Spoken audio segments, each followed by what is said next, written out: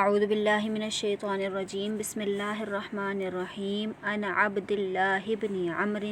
ان رسول اللہ صلی اللہ علیہ وسلم قال الصیام والقرآن یشفعان للعبد یقول الصیام ای ربی انی منعته الطعام والشہوات بالنہار فشفعنی فیہ ویقول القرآن منعته النوم باللیل فشفعنی فیہ فیشفعان رواہ البیہقی فی شعب الایمان۔ حضرت عبداللہ بن عمر رضی اللہ تعالی عنہ سے روایت ہے کہ رسول اللہ صلی اللہ علیہ وآلہ وسلم نے فرمایا،